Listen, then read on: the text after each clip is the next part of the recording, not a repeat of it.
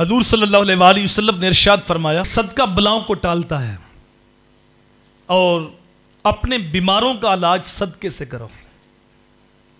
कितने ऐसे बीमार हैं जो ला इलाज होते हैं, डॉक्टर कहता है कि इसका इलाज मुमकिन नहीं, फिर वो इस हदीस पे अमल करते हैं तो अल्लाह उनको शिफा अता फरमाता है। कितने ऐसे बीमार हैं कि जो सदका करते हैं तो बीमारी टल जाती है। जो एक बंदे का वाकया, जब उसको 2 मरतबा हार्ट अटैक हुआ और पाकिस्तान के अंदर इलाज मुमकिन ना रहा तो उसने अमेरिका का सफ़र किया। अब वहाँ जाके उसने इलाज शुरू किया, दवाई खाता, तो एक मरतबा पाकिस्तान आया तो उसने ये हदीस सुनी कि अपने बीमारों का इलाज सदके से करो।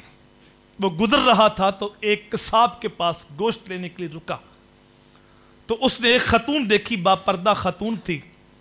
तो जब कसाब जो है वो चर्बी फेंकता तो वो खतून बढ़ के वो चर्बी उठा लेती, उसके साथ थोड़ा बहुत गोश्त भी होता।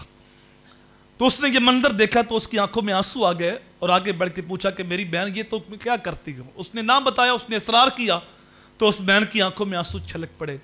तो उसने कहा कि भाई 7 माह से हमारे घर में गोश्त नहीं पका और मैं बेवा हूँ और मेरे बच्चों ने आज जिद की है कि हमने गोश्त खाना है, तो मैं ये बच्चों का पेट पालने के लिए ले जा रही हूँ। तो उसने कहा कि इतना गोश्त मेरी बहन को दे दो और जब ये गोश्त लेने के लिए आए जितना चाहे गोश्त ले जाए और इससे तूने कीमत नहीं लेनी, कीमत मैं अदा किया करूँगा। और जब वो वापस पलटा तो उसके दिल को एक तमानियत थी, एक करार था और उसकी आंखों में अजीब सी खुशी थी। बच्चों ने पूछा कि अब्बू जी पहले कभी इतनी खुशी नहीं हुई, आज बड़ी राहत के अंदर हो, पहले तो उदास रहते हो, परेशान रहते हो, लेकिन आज बहुत खुश नजर आते हो। तो उसने सारी कहानी बयान की कि पहले मुझे ऊपर मौत के साए मंडला रहे थे और डॉक्टर कहते थे तेरा इलाज नामुमकिन हो गया है, लेकिन आज मैंने ये काम किया है तो मुझे कल भी राहत मिली है। तो जब वो दोबारा अमेरिका इलाज के लिए गया तो डॉक्टर ने जब टेस्ट किए तो टेस्ट बिल्कुल क्लियर थे, बीमारी सारी खत्म हो चुकी थी।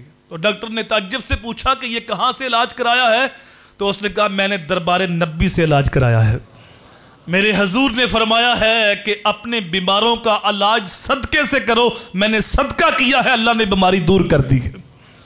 तो जो सदका करते हैं अल्लाह बीमारियां भी दूर कर देता है और उनके माल में बरकत भी डाल देता है।